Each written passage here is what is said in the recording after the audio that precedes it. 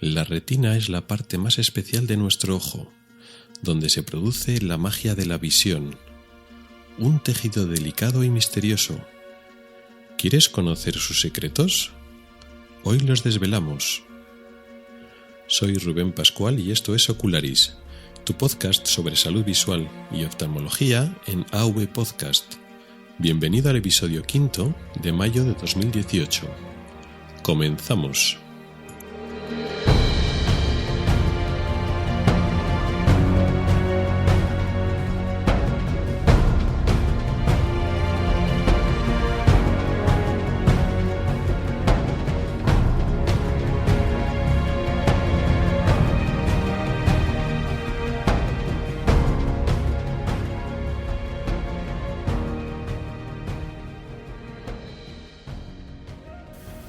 Hola a todos y bienvenidos al podcast de Ocularis sobre salud visual y oftalmología.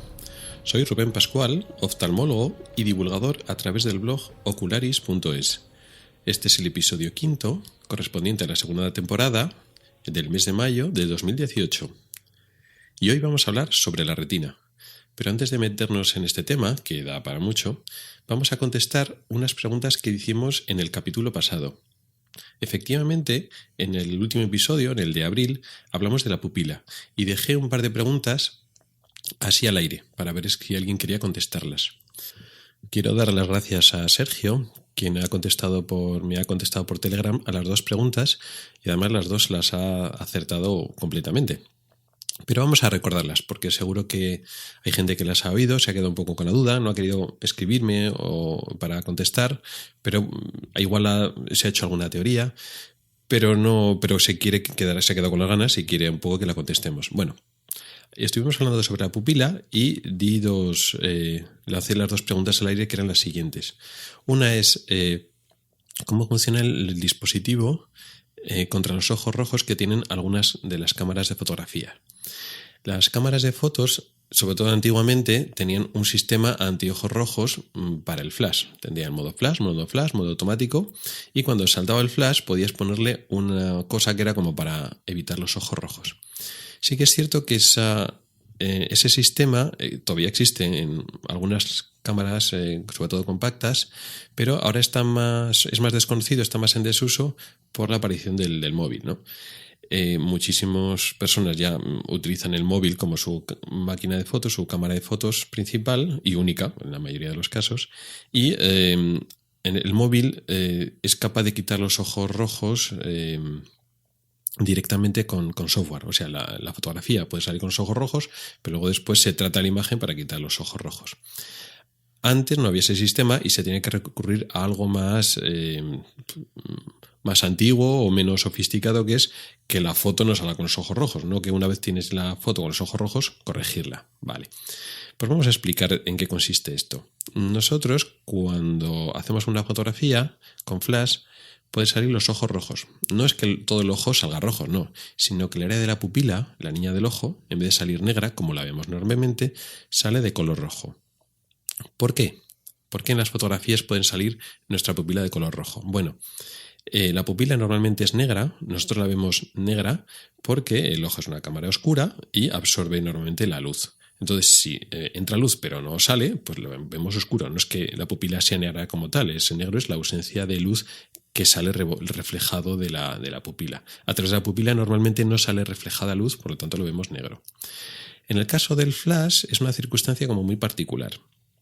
Lanzamos una luz intensa que sale casi en la misma posición del aparato receptor de la imagen. Es decir, en este caso el sensor, el objetivo que va a capturar la imagen, está casi alineado con la fuente de luz, en este caso el flash.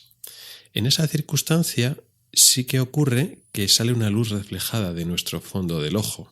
No se queda toda la luz, digamos, atrapada en el interior del ojo, sino que sale rebotada. Y lo que sale rebotado no es más que el reflejo del color natural del fondo del ojo. Nuestro fondo de ojo es de un color rojo anaranjado o rojo marrón, depende un poquito de cómo sea nuestra retina, cómo sea nuestro fondo del ojo, y eso es lo que vemos cuando sale los ojos rojos en la fotografía. Claro, normalmente utilizamos flash cuando estamos en un entorno oscuro.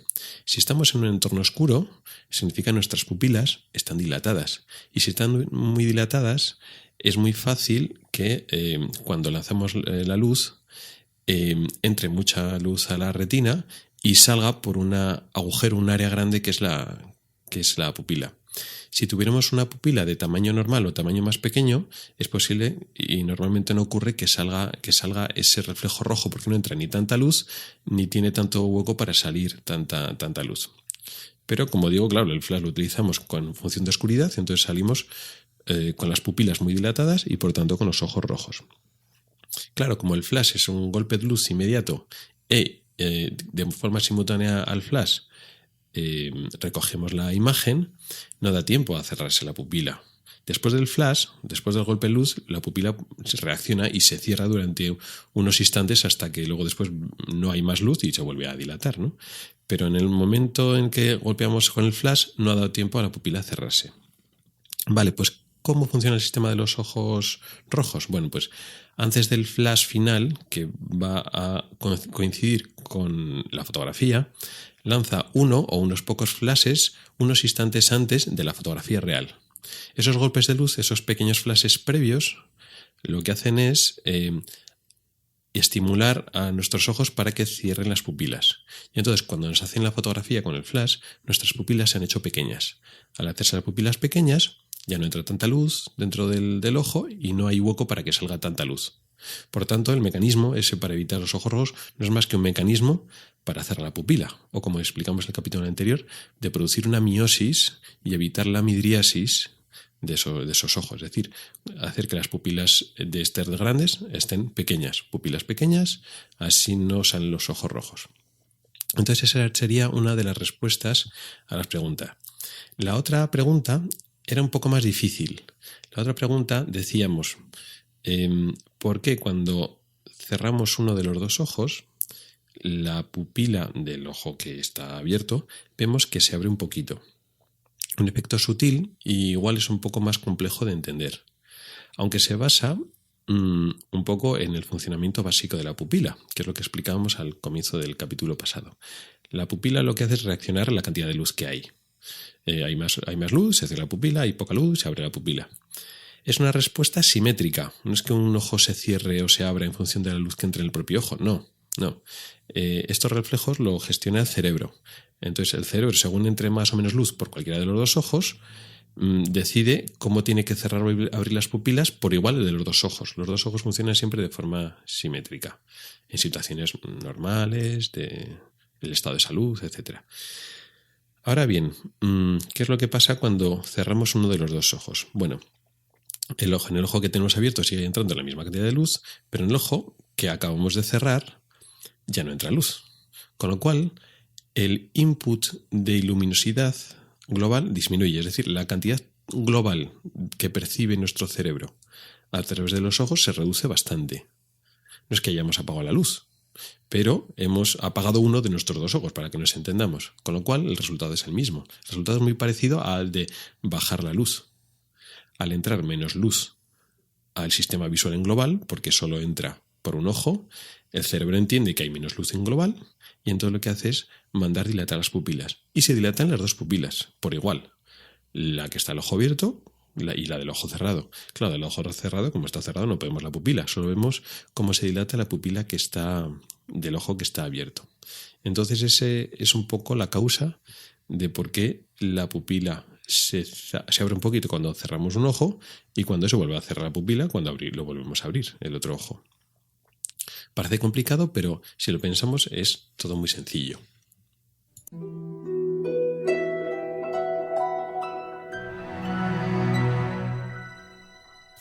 Y ahora sí, vamos a hablar de la retina. No vamos a hablar de una enfermedad concreta de la retina. Hay muchas enfermedades de la retina y de las más importantes hablaremos en futuros capítulos. Del desprendimiento de retina, de las hemorragias de la retina, de las lesiones en la retina por la diabetes, por otros problemas vasculares de vasos sanguíneos, degeneraciones de una zona específica de la retina, que es la mácula, muchas enfermedades de mácula. Pero para entenderlas, estas enfermedades tenemos que entender qué es la retina, cómo funciona, para qué está, unas guías, unas nociones de su anatomía. Por lo tanto, este capítulo, que no habla de enfermedades, va a servir como guía, como apoyo para en futuros capítulos, en futuros episodios, si podamos hablar de enfermedades. ¿Qué es la retina? Es una parte fundamental del globo. Para situar y entender cómo está la retina dentro del globo ocular, tenemos que hacernos un esquema sencillo del ojo. El ojo está formado por un contenido y unas cubiertas, unas envolturas. En este esquema simplificado vamos a dar mucha más importancia a las envolturas que al contenido. Los tejidos que van a requerir nuestra atención son sobre todo los que están en las envolturas, y luego los medios, es decir, el contenido, van a ser medios con muy poca celularidad, es decir, tejidos con muy poca presencia de células, cuya función va a ser transparentes, dejar pasar la luz, y luego una serie de funciones ópticas o que llamamos refractivas, que explicamos en la temporada pasada sobre la refracción, la graduación y tal. Pero digamos los tejidos más activos biológicamente son precisamente las envolturas. Hoy vamos a hablar sobre las envolturas del ojo, sobre todo con la envoltura interna. La envoltura más externa, la que cubre al ojo, le da la forma, le da más rigidez, lo separa del resto del organismo y del exterior, es la esclera o esclerótica. Es blanca y es, digamos, el estuche, la envoltura propia del ojo. En la zona de adelante, la esclerótica o la esclera se diferencia y se convierte o se transforma en lo que llamamos la córnea, que es un tejido también importante, que hemos hablado de él otras veces. La córnea es transparente y deja pasar la luz. Es la parte delantera de esa envoltura externa. La capa intermedia se llama en global uvea, aunque depende de cada zona, esa uvea tiene nombres diferentes. En la parte delantera del todo, la uvea se llama iris, que ya hemos hablado en el capítulo pasado sobre el iris, la pupila. Por detrás del iris, la uvea tiene otro nombre que se llama cuerpo ciliar, que digamos es una de las estructuras más desconocidas del ojo. Y luego, por detrás del cuerpo ciliar, esa uvea se llama coroides. Nos va a interesar hoy un poco más la coroides. La coroides ocupa la parte más posterior de esa envoltura intermedia, de esa uvea. Y básicamente es un tejido lleno de vasos sanguíneos que lo que hace es ofrecer una base de sangre, de nutrientes y de oxígeno para que trabaje la envoltura más interna. La envoltura más interna del ojo es lo que se llama retina, que es la protagonista del episodio de hoy.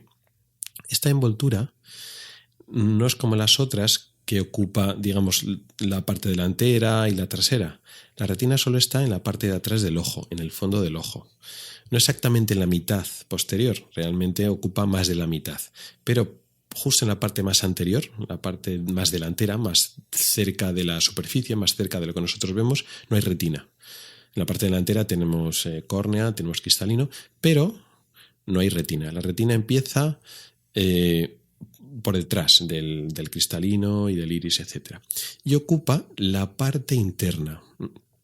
Si el ojo fuera un cuenco, vamos a suponer que el ojo lo ponemos boca arriba, si nosotros nos tumbamos y el ojo lo miramos hacia el techo, ¿no? En esa posición, digamos, mirando hacia el techo, vamos a suponer que nos olvidamos y eliminamos los tejidos de adelante que hemos explicado antes, la córnea, el iris, el cristalino, etc., ¿no? Entonces, digamos que el ojo sería más o menos como si fuera un cuenco.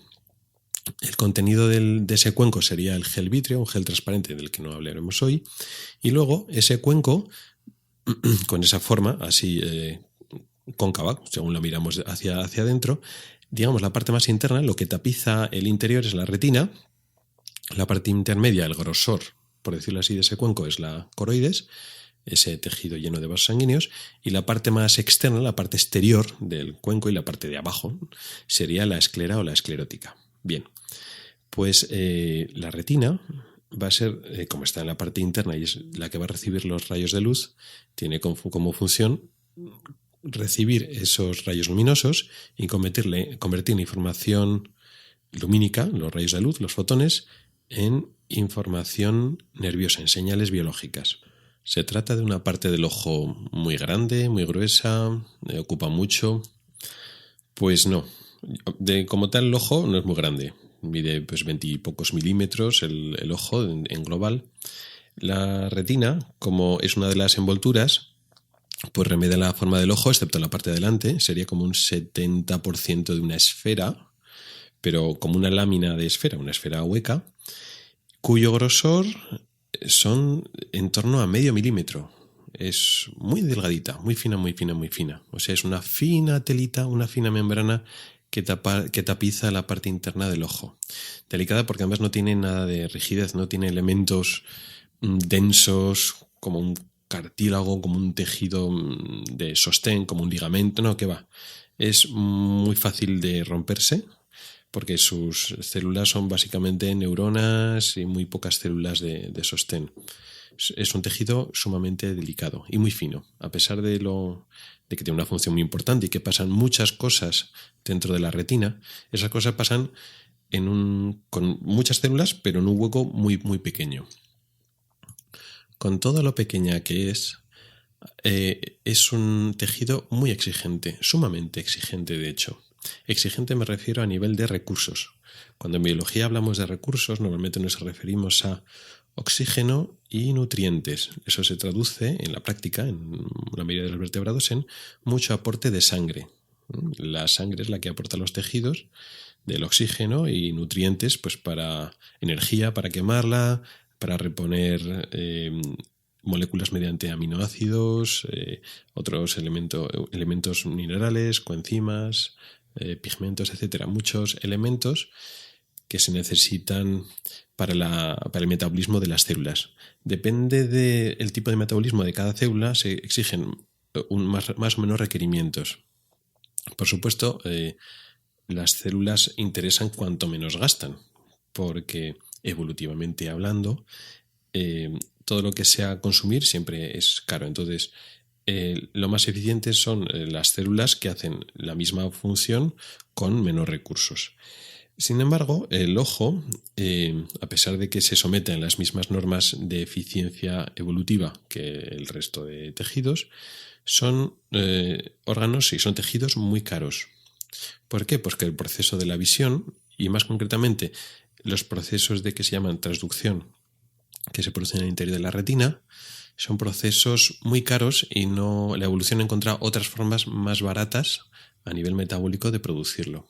El resultado es que lo que se produce en las neuronas de la retina y sobre todo en unas células que son las que producen la magia de convertir la luz en señal biológica, que son los fotorreceptores, son muy caras.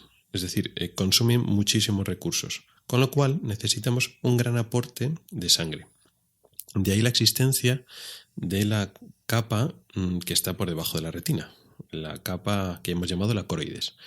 Tiene muchísimos vasos sanguíneos para aportar mucha sangre a la retina. De hecho, la retina recibe sangre tanto de esa capa que está por debajo de ella como en la propia retina. Suena un poco raro, pero la retina tiene sus propios vasos sanguíneos y esos vasos sanguíneos que van por dentro de la retina aporta oxígeno, nutrientes a una parte importante de la retina. Pero la parte que está más, digamos, abajo, la que está más en contacto con la coroides, recibe su suplementación, sus nutrientes y su oxígeno a través de la coroides. Y por eso la coroides necesita tanto aporte de sangre, porque si no, nuestro ojo no funcionaría, necesita muchísima sangre. ¿Merece la pena invertir tanto recurso en unos órganos tan pequeños, y concretamente en unas retinas tan finas que necesitan tanta sangre, tanto aporte sanguíneo, por el beneficio que nos dan, por la enorme ventaja evolutiva que nos da el ver y además ver bien? El hecho de ver como una especie, cualquier especie que está, pues eso, en competencia con otras, el hecho de ver un poco mejor te da una gran ventaja evolutiva. Por eso ha favorecido que se desarrollen estos recursos, aunque sean sumamente caros. Curiosamente, ocurre un paralelismo con el cerebro. Al cerebro le pasa un poco lo mismo. Las neuronas y los circuitos cerebrales, el desarrollo de nuestro cerebro como primates superiores, es muy caro a nivel evolutivo, y el hecho de que nuestro cerebro haya aumentado tamaño, se haya desarrollado, es debido a que eso nos ofrece diferentes ventajas evolutivas. Bueno, pues como tejido aislado, la retina y concretamente los fotorreceptores son los más caros del cuerpo por encima de las neuronas. O sea, el tejido o las células que más gasto producen son los fotorreceptores de la retina.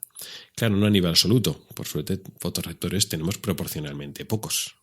Lo mismo que nuestro cerebro gasta mucho, pero en proporción. Gasta mucho más nuestros músculos, lógicamente.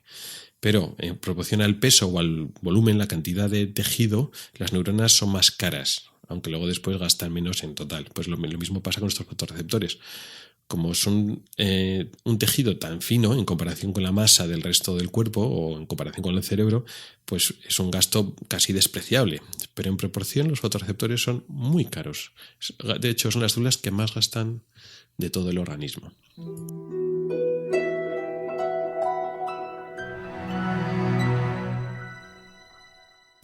Pero bueno, curiosidades aparte de lo que gastan o dejan de gastar estas células, vamos a hablar un poquito de qué células hay en la retina. Vamos a empezar a hablar de los fotorreceptores, que es un poco, parece que las células principales son las células que inician todo esto.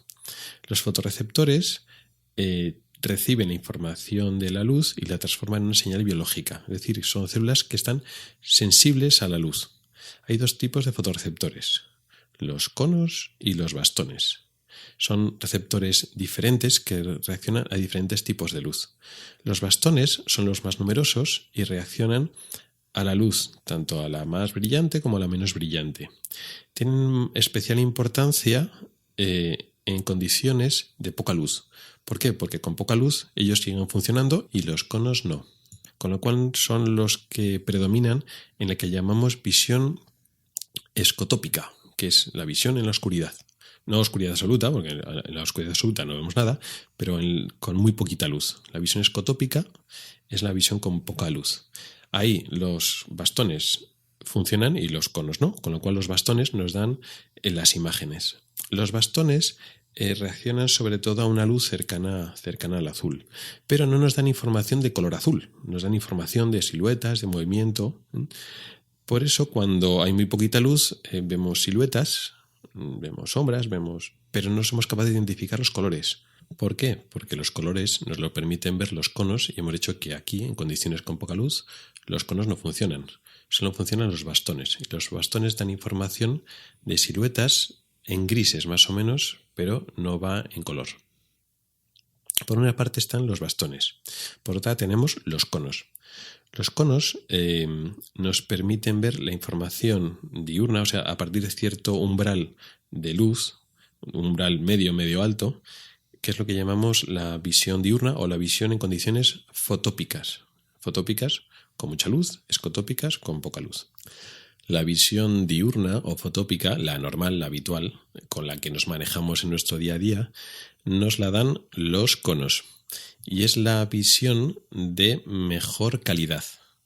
Mejor calidad no porque la visión de los bastones nos sirva, sino la que más utilizamos como lo que llamamos visión fina, es decir, lo que nos da mejor resolución espacial. Es decir, nos permite ver los detalles más finos. Esto es importante porque nuestro aparato visual, nuestros ojos, nos sirven para mucho, para ver, pero dentro del proceso de la visión tiene diferentes partes que tienen toda su importancia. Por una parte, el ver con muchos grados, es decir, tener un amplio campo visual y ver rápidamente pues algo que se mueve rápidamente, un objeto, un animal, un peligro que nos pueda acechar y tengamos esa información aun con poca luz, es muy importante y ha sido muy importante a lo largo de la supervivencia de nuestros ancestros.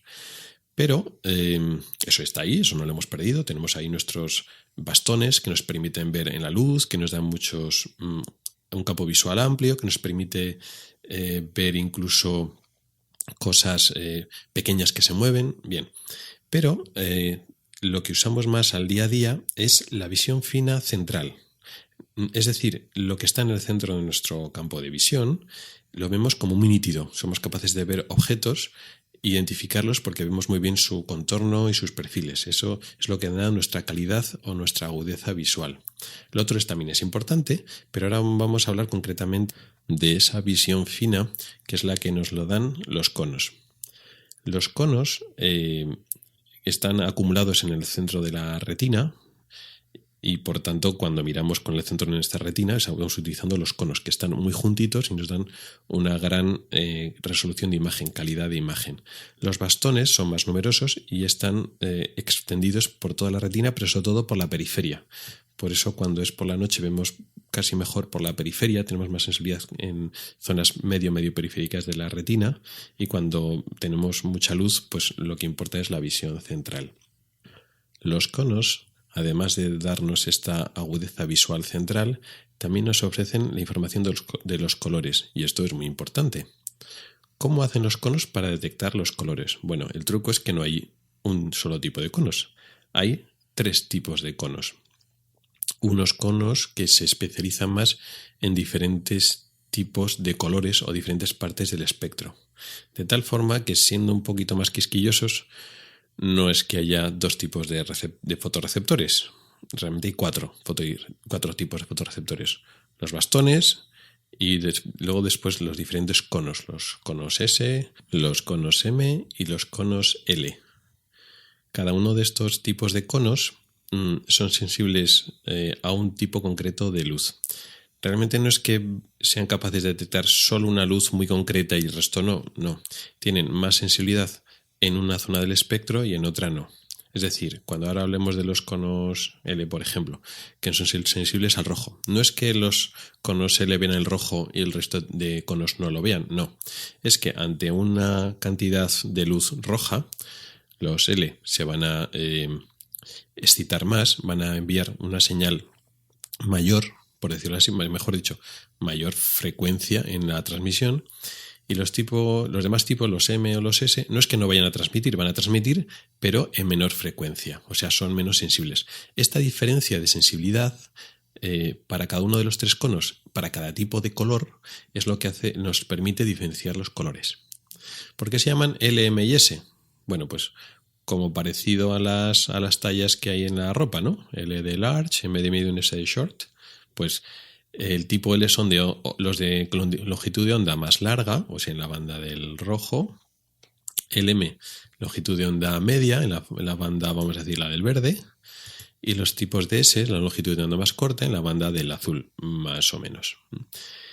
¿Y eso cómo hace cada cono recibir ese tipo de sensibilidades? O mejor dicho, pues si son células diferentes, pues ¿por qué nos llaman diferentes? ¿Y por qué los 3 se llaman conos? Bueno, pues porque histológicamente son la misma célula. Es decir, el aspecto microscópico de cada cono es el mismo. Y es que la célula como tal es la misma, solo cambia la molécula que tiene sensible a la luz. La función de los fotorreceptores, decíamos, es que son sensibles a luz. Cuando llega un tipo de luz, una longitud de onda concreta, pues se excitan y entonces mandan una señal biológica.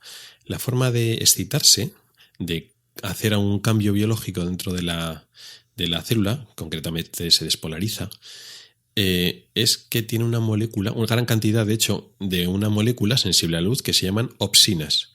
La opsina más estudiada es la de los bastones, que es la rodopsina, que es sensible más o menos a la luz azul, pero ahora que estamos hablando de conos, hay 3 tipos de opsinas diferentes. Y cada opsina está en un solo tipo de cono. No se mezclan porque si no, pues no tendría mucho sentido biológico, no serviría para nada. Entonces, hay unos conos que están llenos de una sola opsina y en dependencia del tipo de opsina que rellena cada cono, pues llamamos a los diferentes conos como L, M o S. El cono L, que es sensible a la longitud de onda más larga, contiene la eritroopsina. Eritro significa rojo, pues la opsina sensible al rojo, ¿no? Longitud de onda larga, el rojo, eritroopsina. Luego después el tipo M, el cono tipo M, es sensible a las ondas de longitud media, que es la banda de la verde, que es la cloropsina, de cloro verde. Bueno, pues la cloropsina es sensible al verde y es la que rellena este tipo de conos M. Y por último, el tipo S, las correspondientes a longitud de onda corta, es sensible al azul y la Opsina se llama, pues por lógica, cianopsina. De ciano, azul, cianopsina azul, cloropsina verde, eritropsina rojo. Esto tampoco es que sea muy importante, el saberse el nombre de estas opsinas, pero está bien saberlo, cómo funcionamos. Esto define un poquito la forma en que nosotros percibimos los colores. Nosotros vemos en 3 colores, o mejor dicho, la base de nuestra impresión visual son 3 colores, parecido a por ejemplo, cómo funcionaban antiguamente las televisiones, incluso hoy cómo funcionan también las diferentes pantallas artificiales, los móviles, las tablets, los ordenadores, todas las pantallas, se basan un poquito en esta idea, ¿no? 3 colores principales, rojo, verde y azul, y con la combinación de estos 3 colores conseguimos todos los demás colores del espectro. Pues esto es igual. Cualquier color que llegue del espectro en nuestra retina se separan en los 3 componentes principales, rojo, verde y azul, y según la cantidad de rojo, verde y azul que nos llega, pues entonces somos capaces de identificar el color. Esto es cierto y además es conocido por mucha gente, que nosotros vemos en estos 3 colores, rojo, verde y azul, que hay un sustrato biológico, es decir, hay unas moléculas que son las encargadas de hacer esto, que es lo que acabo de explicar. Esto es cierto a medias. Esto es real, pero luego explicaré en algún otro capítulo que nuestro cerebro no ve en 3 colores básicos y luego se crea los demás, no. La retina inicialmente recibe los colores en 3 componentes y trabaja a partir de 3 componentes, pero curiosamente el cerebro trabaja en 4 colores, no en 3.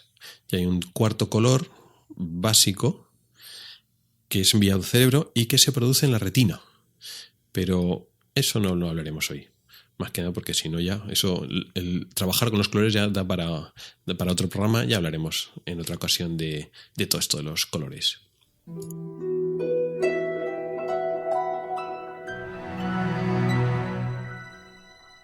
Bueno, ya tenemos explicados los fotorreceptores, que igual es la célula más enigmática o más particular de la retina. Y efectivamente es así.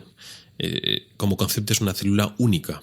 Es lo que hace tan especial a la retina y al globo, que es un tejido que es sensible a la luz. Sensible en el sentido de que es capaz de transmitir información muy representativa según el tipo de luz que aparece. Convertimos imagen lumínica en información biológica. Pero los fotorreceptores no están solos, ellos solos no harían nada. Por debajo de los fotorreceptores, si nos imaginamos la imagen de ese cuenco, bueno, pues en el fondo del cuenco, entre los fotorreceptores y en la coroides, hay una capa que se llama el epitelio pigmentario, que son unas células pigmentadas, por eso se llama epitelio pigmentario, que lo que hacen es hacer de sostén de los fotorreceptores. Los fotorreceptores son células muy caras, con un metabolismo muy alto, como os he explicado antes, con muchas necesidades biológicas de recibir nutrientes, y además estas opsinas, estas moléculas que contienen en gran cantidad, se deterioran muy rápidamente, son moléculas muy inestables, entonces tienen que estar todo el rato generándose nuevo y retirándose las moléculas que están deterioradas. Y decíamos que esto es muy caro, es un proceso muy caro a nivel biológico. Entonces necesitan unas células que estén aportando nutrientes y recogiendo los desechos para eliminarlos. Esos desechos no se pueden acumular dentro del fotorreceptor o alrededor de él, porque entonces ese fotorreceptor se degeneraría y moriría. Este detalle es importante cuando hablemos de la degeneración macular asociada a la edad, pero hoy no vamos a hablar de ese tema. Baste decir ahora que el epitelio pigmentario, que parece que no ve, que no es el importante es el fotorreceptor, ¿no? Y el resto pues no es tan importante. Pues no, el epitelio pigmentario, digamos, es un poco ese asistente esencial que está en la sombra. Hace de, efectivamente, asistente metabólico o biológico al fotorreceptor, sin el cual el fotorreceptor moriría, y además tiene una función óptica. El pigmento que tiene el fotorreceptor lo que hace es atrapar la luz sobrante. Es decir, cuando la luz atraviesa el fotorreceptor, una parte de esos rayos estimulan las opsinas, pero otra parte, de hecho la gran parte, no atraviesa el fotorreceptor sin estimular absolutamente nada y llega hasta el epitelio pigmentario. Si no hubiera un tejido que absorbiera la luz, esa luz rebotaría y seguiría reflejándose dentro del ojo, con lo cual habría una luz difusa, dispersa, que emborronaría la imagen, nos daría una imagen tan borrosa que no veríamos bien. Con lo cual, cuando nos llega una luz, la luz que nos llega por fuera del ojo, cuando llega enfocada a la zona de la retina, al fotorreceptor, pues esa parte de luz que estimula los fotorreceptores, estupendo, porque es la que nos va a formar la imagen. Pero la luz que ya ha atravesado la retina, la tenemos que eliminar para que no nos enturbie la visión. Y esa es la misión que hace el epitelio pigmentario. Un pigmento lo que hace es absorber una cantidad de luz. Lo mismo que los pigmentos de la ropa o los pigmentos de un tatuaje, cualquier tipo de pigmento, un pigmento vegetal, tiene un color especial precisamente porque absorbe la luz que no tiene ese color. Es decir, un tejido tiene pigmento verde pues porque se absorben los otros colores que no son el verde y entonces rebota el color verde. Bueno, pues esto es igual. Recoge la mayor parte de la luz para que no rebote y no se quede por ahí difundida en el interior del ojo. Esa función también es la del epitelio pigmentario. Entonces ya tenemos fotorreceptores y epitelio pigmentario. Hemos hablado un poco de la parte de la retina, la más de abajo, por decirlo así, la que está más profunda o más próxima a la coroides, la que está más pegada al resto de cubiertas del ojo.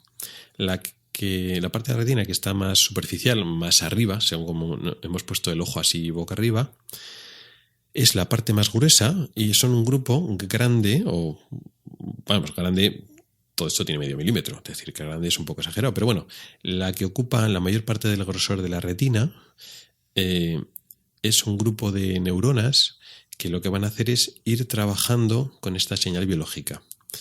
El fotorreceptor, cada uno de los fotorreceptores tiene sinapsis con una neurona llamada bipolar. Se llama así bipolar porque tiene un polo, una zona de esta neurona que recurre la mayor parte de la retina. Tiene una parte muy abajo que contacta directamente con los fotorreceptores y sube hasta una zona bastante más arriba, bastante más superior, con la siguiente neurona, que es la neurona ganglionar. Entonces, el estímulo pasa del fotorreceptor, llega a la neurona bipolar y luego la neurona bipolar transmitirá o bloqueará o amplificará la señal, es decir, va a modular la información y finalmente contactará con la neurona ganglionar. La neurona ganglionar es la última neurona de la retina.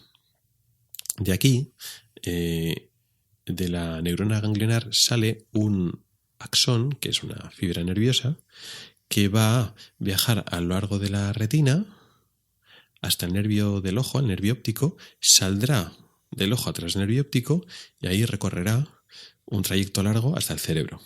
Entonces, aunque decimos que la retina pues, es un tejido delgadito, que mide poco y que está confinado al ojo, realmente las fibras nerviosas que salen de estas células ganglionares de hecho tienen varios centímetros, se elongan y se alargan fuera del ojo por el nervio óptico y entran en nuestro sistema nervioso central, en nuestro cerebro.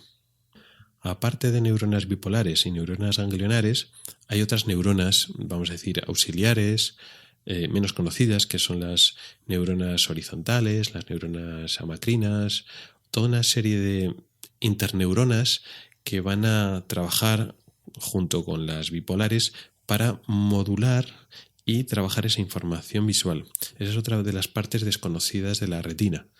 Consideramos a la retina pues como una cámara que nos da información, digamos, de píxeles, de puntos caóticos sueltos, y esa información así básica de puntos, como si fuera una cámara de vídeo tonta, y esa información caótica, sin ordenar, llega al cerebro. Entonces, el cerebro coge esos, digamos, amasijos de píxeles y entonces lo organiza. Y bueno, pues esto es una línea, esto es un objeto que está en el fondo, eso es un objeto que está en primer plano, etcétera. Y luego el cerebro interpreta los movimientos en base a esos píxeles. Y realmente no es así. Realmente se está procesando la imagen en la retina. Se está medio procesada y esa información llega en forma de líneas, de movimientos, porque ya la propia retina es capaz de detectar ciertos patrones y ciertas líneas. Y luego después acaba la elaboración de la imagen en el cerebro como un proceso ya más complejo. Pero es importante saberlo. Pensamos que la retina pues son los fotorreceptores, detectamos los puntos de luz y mandamos los puntos de luz al cerebro. No. Eso lo alcanzan fotorreceptores, pero la mayor parte de la retina no son fotorreceptores, son neuronas que están trabajando, primero, en el procesamiento de los colores, que he comentado antes, que pasamos de 3 a 4 colores básicos, pero sobre todo en la generación de patrones de movimiento y luego patrones geométricos.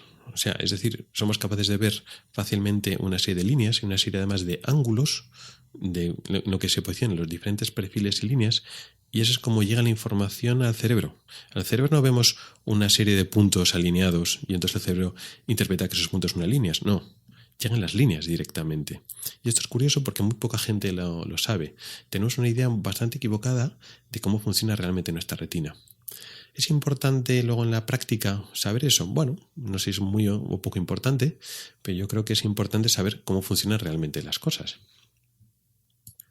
Y ya hemos hablado de casi todas las células que hay en la retina, pero nos quedan una, que igual tienen el papel menos conocido o menos importante, pero conviene mencionarlas, que son las llamadas células de Miller, que son células de sostén. El epitelio pigmentario es una de las células de sostén, sobre todo o casi exclusivamente de los fotorreceptores, pero luego después, a lo largo de toda la retina, tanto de los fotorreceptores como de todas estas neuronas que he comentado, hay unas células asistenciales, por decirlo así, de sostén, que tienen funciones también estructurales que configuran y empaquetan la retina para que no sea un amasijo de células sueltas, sino que configure una tela o una membrana, digamos, con cierta consistencia, sigue siendo una cosa delicada, pero con cierta unidad y consistencia, y que empaqueta el resto de células y le ayudan un poco a su metabolismo, que son las células de Miller, que también cuando hay una pequeña rotura o una pequeña desperfecto, digamos, en el tejido, pues son las que lo reparan. Serían el equivalente a los fibrolastos en otros tejidos. De hecho, es una especialización de los fibrolastos, pero en este caso tiene una morfología mucho más alargada y se llaman así células de Miller.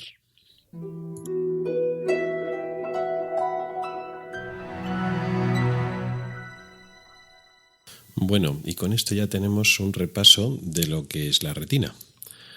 Un repaso escaso, nos quedan muchas cosas en el tintero, pero bueno, ya no nos queda mucho más tiempo para hablar. Supongo que cuando vayamos haciendo episodios sobre las diferentes enfermedades, incidiremos y ampliaremos en algunos detalles más concretos que sean relevantes cuando toquen. Pero bueno, por hoy ya creo que nos ha quedado un programa densito. Espero que sirva para primero repasar o consolidar algunos conceptos que teníamos de la retina, y espero que a algunas personas les haya enseñado algunas cosas que no supieran.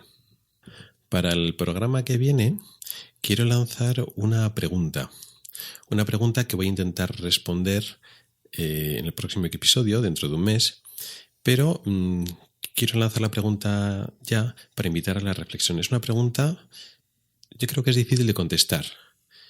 ¿Por qué tenemos dos ojos? Es decir, ¿cuál es la razón objetiva, la razón real o la razón científica, si la queremos llamar así, de por qué tenemos dos ojos y no uno o más de dos? Bueno, pues ahí va la pregunta. Eso ya nos permite adivinar que el próximo capítulo va a ser un poco diferente. Vamos a hablar del ojo, pero en una perspectiva diferente, menos, digamos, médico-fisiológica, como hoy hemos hablado de fisiología de la retina, anatomía de la retina, un poco con una orientación más médica, es decir, los conocimientos de ahora los vamos a enfocar cuando hablemos de enfermedades de la retina, quizá un poco más a la práctica, para no hablar con las temáticas siempre las mismas, es decir, voy a alternar episodios más sobre enfermedades, otros del funcionamiento del ojo normal, y también voy a incorporar algunos episodios como el de la semana que viene, que son de cómo funcionan nuestros ojos, entran dentro del concepto de oftalmología, pero de una perspectiva un poco diferente, quizá más divertida, pero vamos a separarnos de los conceptos más básicos, más médicos, para meternos en el terreno de la biología y la evolución. Entonces, bueno, ahí va la pregunta. ¿Por qué tenemos dos ojos? Y, bueno, cualquiera que quiera responderme, aportar un poco sus sus opiniones, sus propuestas para responder a esta pregunta, pues tenéis muchas formas para contactar conmigo. Podéis escribirme a mi email en ocularis@ocularis.es. Podéis encontrarme también en ocularis.es, en mi blog, escribir un comentario tanto en avpodcast.net como en mi blog, en mi cuenta de Twitter, en @ocularisteet, ocularis TWEET, como queráis. Y bueno, pues depende un poco de las respuestas que me vayáis dando, pues las comentaremos en el episodio. Y luego, bueno, pues veremos un poco una perspectiva un poco biológica o evolucionista, a ver cómo podemos contestar a esa pregunta. Bueno, hasta aquí dejaríamos el contenido de hoy, pero antes de despedirme, quería recomendar algún podcast de nuestra red de AV Podcast. Sabéis que Ocularis forma parte de AV Podcast, una red grande que tiene podcasts de gran calidad, que además no todos, porque son muchísimos, pero una gran parte de ellos también yo los consumo.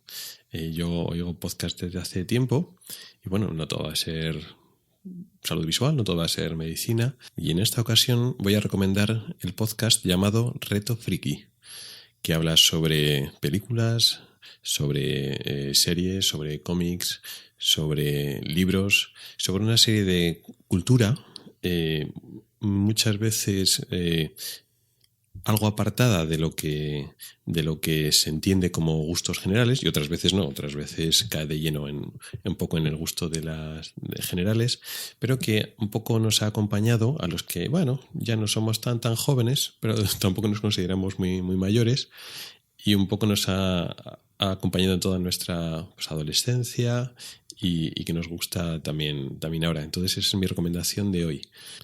Podéis encontrar Reto Friki en avpodcast.net, en su web, o directamente en vuestra aplicación que usáis para oír podcast, pues lo buscáis Reto Friki. Y bueno, pues si no lo conocíais, os animo a que le echéis un vistacillo, reviséis alguno de los episodios, igual os sorprendéis que encontráis un libro, una película que realmente os gusta, y estoy bastante convencido que entonces os interesará el análisis que podéis oír de Igor y de Roberto, los autores de este podcast. Y con esta recomendación vamos finalizando el episodio de hoy. Muchas gracias por el tiempo que has dedicado a escucharme. Antes ya he comentado las formas de contactar conmigo, mi correo electrónico, ocularis@ocularis.es, mi cuenta de Twitter, @ocularisTWEET. También tengo en las notas del programa Facebook, Google+, en fin, como queráis podéis contactar conmigo, no solo para contestar la pregunta del capítulo siguiente, sino cualquier duda sobre la retina, algún concepto que no ha quedado claro, cosas que queráis que amplíe, etcétera. Sé que tengo pendientes, claro, todas las enfermedades de la retina. Ya he recibido preguntas sobre el desprendimiento de retina, sobre la degeneración macular, temas muy importantes. Lo que pasa es que, claro, antes tenía que dar los conceptos básicos. O sea que tengo en el tintero ya un par de episodios sobre la retina.